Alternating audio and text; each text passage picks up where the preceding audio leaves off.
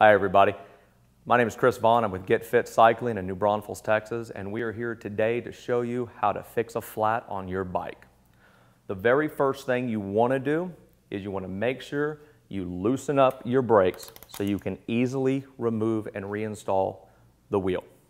The second thing is you want to make sure your chain is all the way down in your smallest sprocket on the cassette. So to do that, pick up the back end, shift it down. Once that's done, we're going to loosen up the skewer. We're going to hold the wheel, and by grabbing the derailleur, we will rotate it. The wheel will come down, pull out, that easy. One of the reasons we want to have the chain on the lowest gear is one, we have a great reference point to where to put it back to, and two, it takes a lot of the pressure off the derailleur. The next step, we're going to take our flat tire and we are going to pull it halfway off the wheel. You'll take your tool, put it inside of one part of the bead, and run it around just like that. All wheels and all tires will be a little different. Some will be a little stiffer, harder to do than others. We will take our tube out.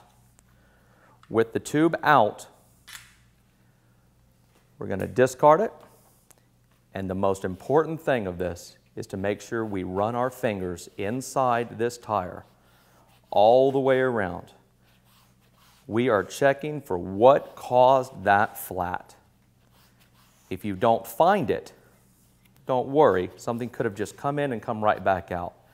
But if there is still something in there, then you're guaranteed to puncture your new tube.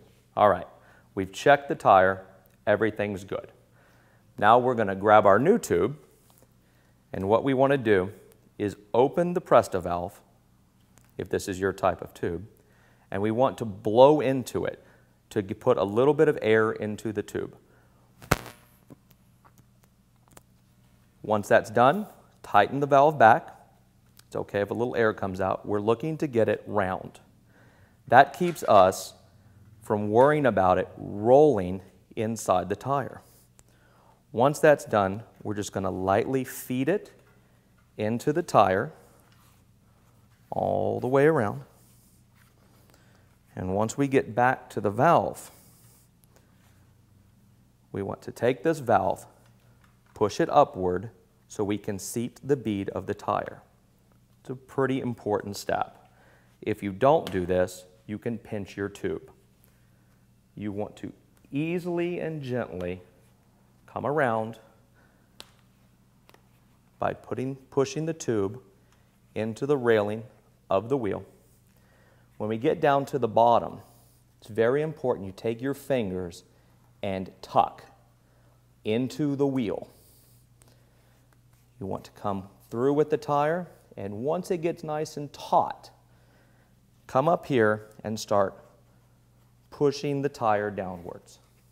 This is going to allow it to have just enough slack so you can roll the tire onto the rim without use of a tool. Anytime we use a tool, you stand a chance of pinching the tube. Once you do that, it's over. The next step is to pinch your tire away from the rim all the way around to look for the tube. If you can see the tube, you're in trouble. You need to tuck it inside of that tire.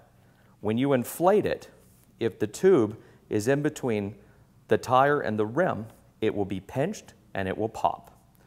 Now that that's done, before we inflate it, we're going to put it back on the bike. To do that, we're going to rock our derailleur back down, just like we did the first time. We're going to bring the wheel up. We're going to insert that skewer right into the opening of the chain, line up the chain with that small gear, the way we took it off, and pull it straight up. Now, you always want to have the bike firmly on the ground when you line your wheel up and tighten your skewer. Here on the stand, for this purpose, this is fine. You're going to release the valve now. You're going to grab your pump or your CO2 cartridge. We're going to install it. We're going to put just a little bit of air in this. Then we're going to make sure that the tire is seating correctly and evenly all the way around the rim. A lot of times that tire can come off the rim just a little bit, and as you put more pressure in it, it'll blow the tire off and pop your tube. The whole purpose of this is to get you back on the road. If you pop your tube because you skipped a step, you're just going to be on the side of the road longer. Once we get it up to the desired PSI that your tire calls for, and you always want to look at that. It's not about your tube, it's about your tire. And all tires are rated for different PSIs. Then we lock the brake back down, we make sure it's still centered up on the rim, and we finish our ride.